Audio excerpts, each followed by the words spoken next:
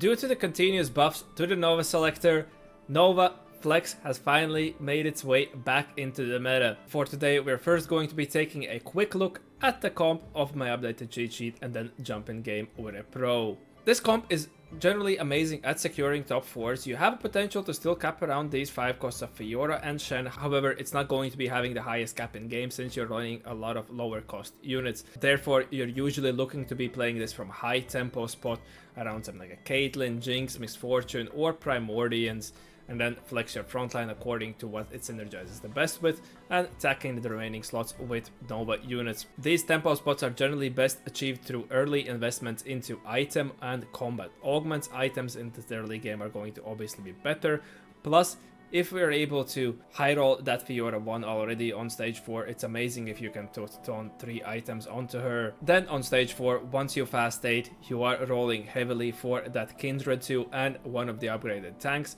Tahm Kench is super contested, but Morgana is going to be amazing to fill out that slot now as a forecast, and due to the recent buffs, she's going to be loving those HP and AP tank items. And shoutout also goes to Protector's Vow since she's able to get to her cast and get that durability on your team a lot quicker. Once you make it to that level 9, obviously fish for that Fiora 2 and then attack in Shen, which synergizes the board quite nicely, or if you are able to high roll on early Graves, this is going to be amazing.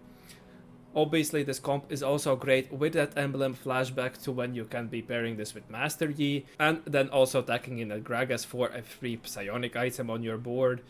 However, we're always going to be selecting Kindred. Now that it has been brought up to 15, a damage amp is just amazing to have. Other good noteworthy emblems are having that Marauder emblem, allowing you to play around 4 Marauder. Challenger +1 is also neat, since in this variant you might notice that we're not exactly playing Challenger. Whenever you have a lot of attack speed on this Kindred, this Challenger 2 is not as worthwhile, but with that emblem obviously a nice pickup for you. Brawler allows you to cap around 4 Brawler by tagging in an Urgot as well.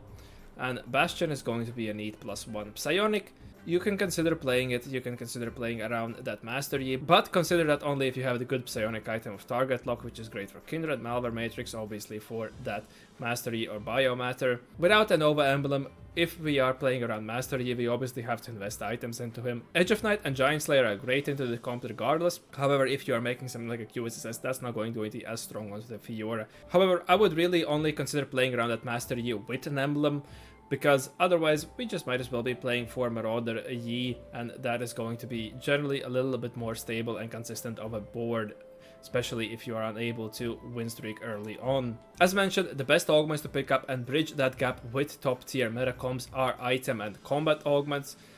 We are going to be running a lot of frontline units, so something like the lineup and boxing lessons are also great, or any form of AD item augments are great.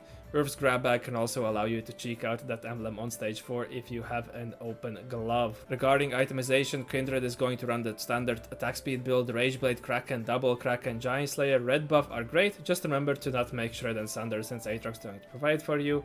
And for Fiora, she loves Sterak's and Edge of Night as a default combo, especially she's going to make that to those backlines. Edge of Night can allow her to remain alive and potentially wrap on those backlines. And then the last slot can be form of some kind of either AD or healing item. For our god selection, Thresh still remaining as one of the best scaling gods in the game. Also can provide you with those tempo options. Azol can allow you to get out an emblem early on. Kale for the item tempo, and Echo can provide you an extra item in form of anomaly. As usual, this cheat sheet is going to be available in the link down below, and now let's jump in our VOD review. For our VOD review, we're going to be jumping in game with Kojnid. Our gods for the game are going to be Ahri and Thresh, and we are starting out in the component, and we'll start. Definitely can expect quite a lot of tempo coming in from all these players. This game is being played on the EU West ladder, as we're going to be focusing pretty much the rest of the week and the start of the next week on the regionals week 1 games. Have already picked up a pair of Caitlyn's. Definitely would be considering holding on here if we could onto the Veigar pair. Veigar still a strong variant to be playing, but we have 4 Caitlyn's, and obviously Rek'Sai is something you would want to hold on to as well if you possibly can. Mr. Veigar too. I still very much like playing any form of Meeple variation at the moment. Corki Riven still has a potential for quite high cap with that Bard too. Veigar is also obviously able to get there and transition into more units, the more 5 cost that is. And even Gnar is still able to top 4. You just need to be having a good spot, and then potentially if you make it to the Jin, win out. So definitely a line to always look out for in these kind of spots. But we have 4 Caitlyn's here, maybe seeing an angle for that Nova reroll from this, something that can truly be enabled also with the bow and with the component, and was to sort out your Aatrox. Unfortunately, have not seen that, but have opted to hold on to this Jax for that very reason. And regarding our slams at the moment, we have this bow which nicely transitions into any form of Caitlyn item. I could look to make potentially some form of frontline items from this tier and a glove, as if our plan is already to be playing into some form of Nova board. Obviously, we do not want to be making that last whisper. For our augment selection, trade sector is great for enabling your reroll comps. Amazing to just get those free rerolls and utilize them tempo. Otherwise, it's fine to be utilized for the fast aid boards as well. However, you're not going to be gaining value from your gold augment, but you can utilize it to just dig sometimes on level 6 to stabilize your board and play from tempo from that, preserve lives in that way. Hustler is an augment that I frankly have not seen really clicked. It's okay for something like a 1-cost reroll where you just aggressively roll all the time and get your tempo from that and then just top 4 with it. Otherwise, I do not see it as an option. You have to be playing very aggressively, and our frontline is a little bit lacking at the moment. Plus, our direction is not that fully established, right? We have this 4 Caitlyn's, but then our frontline is at the moment Brawlers. We have not seen an Aatrox. Therefore, something like an aura farming is actually quite good to establish ourselves with direction if we wanted to. The issue is that we might be bleeding out quite a lot of lives unless we are able to stabilize our frontline. Unless we high roll, for example, this Gragas too, I think we might be in a little bit of a trouble going in low lives. Heroic grab bag, I do not prefer this on 2-1. This would be, I would see this more as an option for just bumping out the 2-star 3-cost and then it's having a slam and tempoing off from it. Otherwise, I would prefer the later options if I'm playing into a reroll variant. And again, we would be having to commit to this reroll, and we do not really have the reroll pieces. Warlords Honor, same thing goes on to 1. This is great if you're able to play from some kind of reroll already opener. You have these units, stack them up, and you're able to streak the stage 3. Otherwise, it's a generically decent combat augment. Has actually quite a lot of power, but again, you want to get these pieces stacking before that. We need direction. I believe we're just going to consider aura forming at this spot. I'm sorry for his flickering, I'm not exactly sure why he's doing it. Maybe he was too excited to be playing Nova reroll. I think we're just considering aura forming in the spot, and we do get a Fiora. Can be greatly played into any form of the...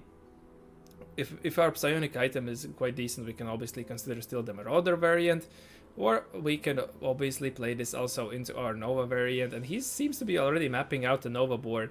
This is the Nova board, this is going to be great as you have that second carrier line. Otherwise, you're obviously running that Belveth for a while. You can be considering carrying also a MF if you wanted to for a while. But this coming in on 4-3 for you gives you a very strong stage 4 and also a potential to reach that level 9 and cap around Shen and actually put up a very strong fight. Now the thing with aura forming though is the path you get there. We managed to high roll that Gragas too. We have a slam for him. We have completed a Rage Blade for our Caitlyn, and this should be quite good for ourselves on stage 2. We can see that we are queuing into a little bit weaker players here. The early learnings Veigar player, considering playing around that Veigar. As mentioned, good meta comp to still consider. We also have natural hour upgrades for the Briar and the Rek'Sai, but yeah, just getting the Pyke online here for the next item might be a little bit more value. If we are going to have to, this is the play that we're making here, is definitely we're saying we are investing into this win streak. We're trying to play the strongest board, and I believe we should just give up on the Milio here to make 10 and should be completely fine. I like this, and I consider that if we are any round that we can pick up with aura forming in these early stages is amazing, because we are playing down and gold augment, right? For our god selection right now, immediately rips Thresh. Though I think Ari could be still quite appealing spot just to get Econ, but Thresh, he's going to value this. You get the 2 gold back here. This puts you a little bit off interval at the moment as well, and just has the potential to even further push our tempo if we hit. You know, we can hit. We can hit anything, but there is potential for the a little bit higher of the tempo. Picking up an Aatrox with a glove, I'm I'm wondering what we could transition into his gloves. Obviously, we can make some like a Hojo or whatever for that Fiora if we wanted to.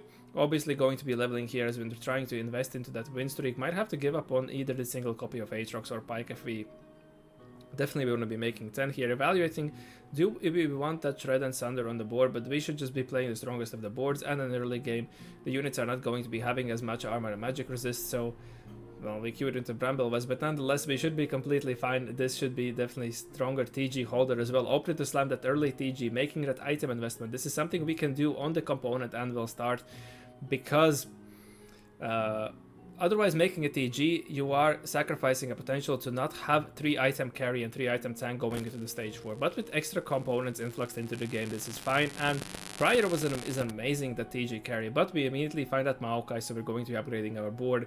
And this is absolutely insane. If you're able to finish here on the 5 streak, this is the best case scenario. Same goes whenever you're clicking your econ augments. If you, unless the ones obviously some inside tries to push you levels aggressively and go for these kind of plays, but something that gives you raw gold. If you're able to streak early game, you're in a very commanding spot to be already here saying, yeah, we can definitely top 4 from this kind of a place. And with aura farming even more so, as you are just fully down a gold augment right now, right? However, we are still carrying this Caitlyn, and I smell a little bit of a trouble coming in for ourselves going into that next stage. Now only find that Velvet, and we get double Rod. Well, they really have made the Rage Blade. I assume just one of these becomes Crown Guard. This is a prime item for Morgana as she scales off from She scales off from AP and HP, and obviously Protector's Vow is also amazing for her to get that cast out, get that durability on your team immediately. Queue into a Leona tree with a solo plate already on 3-1 and a Zoe 2 on a backline. This is where our streak is definitely going to get broken. You can see he's not too excited about seeing this in front of him, but hey, these are the games you're going to be seeing, and this player is now going to be starting their streak on their own. Cursed Crown, we see this is a tempo pickup on 3-2. I do not think our board is going to be as strong. Caitlyn is a single target unit. We only have 1 damage item invested into her, and that is Rage Blade, so she's going to be lacking in the AD department.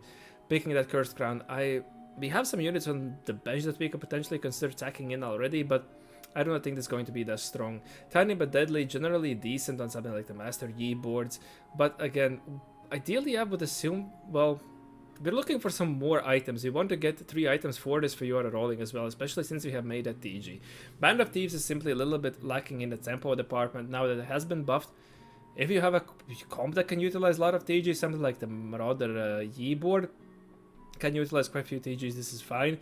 Fast 9 boards obviously can utilize TGs, you can then use them for the tempo. But I'm not excited about either of these options. I'm wondering what else we could see. Min-max is a component. I would prefer it over the other one. Sword Overflow, though, that I like very much myself. We have also the BT here that can be transitioned onto here, and then just slam a Deathblade. Kindred is going to love the Deathblade trifecta. The 3-cost reroll comps at the moment are running multiple 3-costs, so not getting it in one of your carries is quite of a bummer if you're able to pick that up, and I am not super excited about it. And our streak got broken, so we're not on the riches of the department, so we're hoping for this either Thresh or Ari to bounce our econ back up. And now we find fighting a Victor too as well, so yeah, we are now in trouble.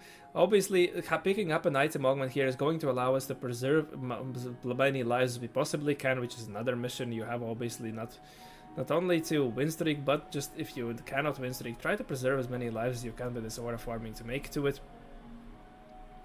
And this Caitlyn should be able to take down a couple of units. We transition the TG, which is quite nice on the Corki with the Fate Weaver, just getting the crit right there, even though it's just Gauntlet. And now we have the Gragas, but this player is a little bit in the suffering due to how many Gragas players there are. Pick up twice spending, but they might be in a position where they are pushing level 8 and still not having Gragas 3, because we already saw a couple of us and another player with the Gragas 2, so a lot of Gragas is pulled out.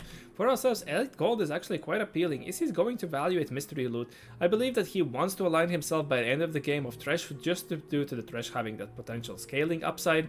However, 8 gold, since we are a little bit down on gold, we have picked up a, well, I'm not even sure how to categorize aura farming combat items, and we have picked up items, so gold is quite appealing in this kind of a spot, especially so we could not push that. He's going to still go with Thresh nonetheless. and pick up what's I would assume to be a stone plate. Maybe save that for a GA. And we get a target. I mean, he's going to go with the GA for that Fiora. Fiora loves the GA. She can get to those backlines. Then if your tank dies, she gets targeted fast and that doesn't get melee value. GA is definitely one of her better items to be playing around.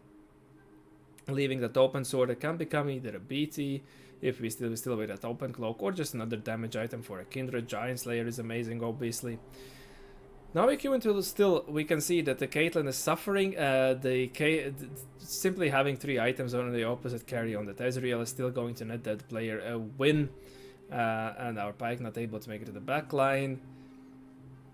We have invested into board quite a lot. It's nice that we've managed to string together that 5 streak. If we hadn't strung together that 5 streak, we would be in a very rough spot to be fast aiding from here. Still opts to go for aggressive level, going to make that single gold investment here to go here and queue into it. Is Jack's hero augment. Has the Titan's BT, does not really have that Edge of Night on him. As we can see, he already got bursted down, and this level was actually a diff for us to preserve a life. Well spotted, noticing his matchups. And now we high roll a Yi for a round that can just hold for now until we make it to that Fiora for the next couple of rounds. Are we going to be considering potentially delaying our spike? We have to see in this kind of a situation. We are low on gold, but if there's no one else really contesting, well, TK is going to be contested obviously, but Morgana and the Kindred, if there are not many players contesting, we could just delay our level 8 to, for example, 4-3 and then just try to spike from there. Now we have a possibility to slam the Kraken and the GS. Our itemization has worked out very nicely and all things considered, especially since we did not get more anvils from our streak spot. Into the early learnings that has made it already to that 7 meeple, trying to print that Veigar, but it's nice to play this weaker player at the moment, able to take a small loss here. And yeah, we're definitely in a spot with HP wise where we can be considering, and there's another player with a prismatic ticket and early learnings playing. So this was the Earths, actually, this was the Earths Veigar, something that I personally hadn't expected. I am not a fan of ripping that Earth on 2-1, even though with the space glow in the line. For our last augment selection, 1-2-5s. How is our component situation at the moment? Do we have an open component? If we have an open component, this is going to obviously go up in value. We do not. We have our items pretty much completed. We have exactly 3 item carry, 3 item tank, and 3 item double carry. So this is not too appealing. Item grab bag, this could also give us an AP item we have no use for. Glass cannon, we have some damage jump already in ourselves. We have the Giant Slayer, we have that Dead Blade, and positioning Fiora in the backline is not going to be that much value. This is great in your AP lines where you have multiple backline carries and already haven't made something like a Striker's Flare. This gains a lot of value right there. So perhaps we just have to consider defaulting 1-2-5. Vampiric Vitality. We are only running 2 Marauders, so getting a little bit more Omnivamp on your team can be fine, but generically this augment is just considered to be underpowered in the combat-wise. Lineup though, we can run a lot of frontline units. This can be quite good for ourselves, getting even more durability for our team. This Nova line has been previously considered to be lacking in that frontline department, but now with Morgana buff should definitely be quite strong, but she's going to give us durability. Maokai has that heal, so gaining more armor and magic resist for ourselves is amazing, despite the already running 2 Bastion, but only we're going to running 2 Bastion with the Shen. So I am quite liking this option, and this is also how you are able to gain the edge with these, what are considered to be not the top meta comps, right? Just item and combat augments, bridge that gap, and then you're able to compete that way. Our last option, misconnections. We have... was appealing given how poor we are, but he's still going to be opting to go here, just trying to fish for a single Kindred. I mean, we didn't have that many rolls. I'm not sure why he's exactly surprised that we did not find that single Kindred. Perhaps was worried about that Master Yi player there being able to pull them out, but we did not find a Tahm Kench, we did not find Kindred, and there's not that many, but with these rerollers in the lobby, there's not that many 4-costs being pulled out. They all have like a single copy of this Amos of this Corki. And now we queue into this Veigar and get obviously Steam Run, as they have hit on their whole board, and with the early learning is going to have the scaling in their side. Find a Fiora, but also find a natural Fiora. Now finally find that Kindred, can start to transition our items. Should also move our Nova selector over to that Kindred as soon as we realize it. Going to... well, we have the Sunfire, but he was hovering the potential for that Akali since we do not have anti-heal. That is a great thing you can do on stage 4, and then just fish for that anti-heal completion on your God Carousel, God Armory. round, and with this Fiora too, we should definitely be quite stable, should be able to rebound our econ and then roll down for our 4 costs. Roll the bones is going to be on average about, I think it was, yeah, it should be 10.5 gold, so this is going to be just half a gold more. We have already aligned ourselves with treasure, doesn't matter, on average this is half a gold more, so we're just going to be ripping roll the bones. And now pick up a anti-heal component part, I would assume, just pick up a chain. No, they're not going to take the chain. Okay, that's a interesting consideration. Maybe just go for another TG and just saying that our game plan is going to be Nova selectoring the Akali. We roll a red buff again, so perhaps that's fine. Able to transition or we'll pick up the Kindred too, and just going to have to give up on this Gragas.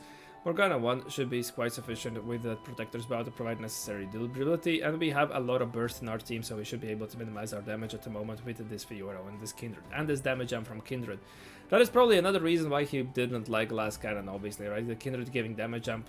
So yeah, there's a lot of factors, and he's still going to be trying to, we can see he's aggressively investing into this tempo. He's perhaps evaluating, we do not have the highest potential cap in our game at the moment, and there's DKs are being pulled out, and we want to definitely secure this Morgana too. This would allow us to continue our streak and continue the placement, and punish these other players that might be trying to greed to reach a higher cap, that they have the higher potential cap than ourselves, so we just want to be taking away the lives. But this Jax now has found that Edge of Night, has managed to hit that melee on Pantheon 3, so super durable part on their part, and we're going to be losing the round here. Is this takeable? I mean, we are on low gold. This is going to be completing our just an item for ourselves, and maybe we can just toss an IE on someone. I mean, at this point, who do we start to itemize? Just put it on Caitlyn, I suppose? We find that Morgana too, so now I believe we definitely should be completely fine to be pushing a level 9. I mean, if we had hit Maokai too, this would be amazing. That was perhaps another reason for us to be rolling. No, he's still going to be rolling here. Is he really evaluating the necessity to tempo so hard at this kind of a spot that he's not believing in the potential to cap higher? Just simply wanting to secure that front line. I mean, we did lose a couple of rounds, and this Lissandra you always have to be worried about with your melee units. Has that splash on her side, but with Kindred 2 we're definitely able to secure the win right there. And he's also evaluating perhaps that we have this Thresh scaling that can bridge us the gap, and now we have that Maokai too, and we just have to see how many Tahm Kenches are out, right? My reasoning for perhaps not wanting to be pushing the levels there was that there's just so many Tahm Kenches usually out by this, but hey, he's more vigilant at scouting the lobby at the moment than I am. Against this, what seems to be some kind of AP flex board still around that early Leona tree. The true damage from the Fiora comes in, and we're able to clear up through all those magic resists. Easy pickings for ourselves, and now we're going to be sitting. I think now he's satisfied, having found that Maokai too. He's a little bit more satisfied. We still need to be fishing for some kind of anti-heal eventually, and you can see there's at least one Tahm Kench too out. And this Gragas player, as we saw, he's already made it with advice pending to level 9 and still stuck on Gragas too. Very unfortunate for them, but that's how the lobby has planned out, and we should be easily clearing them up. He's still putting out a lot of fight. The Edge of Night save the Fiora from a single blast, and that makes the difference right there. Able to easily clean up the extra durability from the Morgana playing dividends as well. Are we just going to be picking up a Kraken for our Caitlyn right now? I mean, at this point, we're going to improve our message. Double Kraken on this Kindred. That is a neat pickup, and the Rage Blade can just later on transition onto the Shen, and obviously this IE is just whatever it was. We had 20 gold was quite appealing in our spot right there. Still not opting to go, and we see this Victor here also. The Victor reroll has seen some coming back into the light as a potential, and we can definitely see quite strong right there. Doesn't even have a 3-star frontliner on their part yet, but just funnel the raw AP into the Victor, have that Nami as a duo carry, and it's going to be quite strong. Now we find that Tahm Kench too, and we're just going to be leveling for the 2 Bastion right there.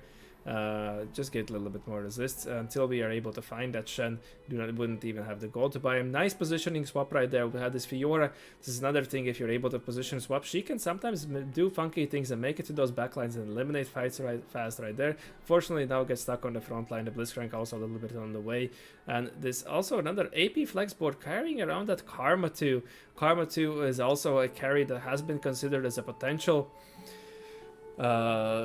With all the recent buffs she has received, has been considered to be something you can play around, and the reason why this Karma Nami flex is back on the menu as a potential, and a little bit more prominent into those Darkstar variants obviously as well, or just a generic holder until you make it to your Fast 9 caps. Find the Shen, and that's going to be going in and find that Morello so we can toss that. I believe that Shen with Rageblade and Morello is going to be quite nice. Should definitely be a better applier than this Caitlyn right here. That's at least my opinion, because he has that AoE right there.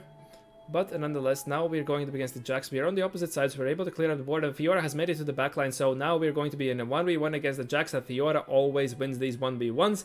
And we are fine. The Age of Night paying also the dividends there, so she did not get targeted onto by the Jax. We can see with these itemization, we have more resist, we have that Crown Guard, we have the Protector's Vow. We're going to evaluate the Morgana to be a better tank than the Tahm Kench. That's another thing to note. And now against this Fast 9 board, Cursed Crown, that was also probably a reason why the play was so strong. But again, we managed to make it to the weak side. Are we going to finally be able to make it to the backline? Now, unfortunately, we get stuck onto the Leona once again, but finally we were able to burst through her with the amount of damage. And Fiora, the Seeker is doing the same amount of damage, so that was a nice spot to be picking up the double crack, and he's able to pick it up quite fast. And we have some attack speed and HP stacks from the Threshold. We have rolled quite a few combat rolls, it seems, and we should be quite strong. Now let's see how we fare against this Victor board. Definitely do not want to get stuck on the tanks. Going up against the Ghost, so he seems that he always is trying to opt to go for either the weak side or a potential onto the wrap, as long as it's not protected by a Giga Tank. And you can see if you go from the weak side, the Fiora definitely has the chance to make it to the backlines and clear up before the Giga Tanks are dead. That is a nice spot to be noticing. Now we are in our final 1v1. We have the Shen 2 in our shop. But yeah, I believe in this kind of spot you're just going for the Shen item. Shen still has received so many buffs that she should finally be able to complete carry. And we are holding on to this MF in case this game does go to the level 10. But this player is Cursed Crown, so one loss could just completely ruin the game for them. Again, we managed to dodge the Leona. I believe they would have wanted to definitely just hover scout the Leona in front of us. Fiora makes it to the backline. We have cleared up, and we should be, yeah, exact lethal. We should be able to clear up the player, and nice win out right there. Very nicely played game by Kojnid. Obviously, part of it enabled from noticing having that very high early tempo brought to the natural shops.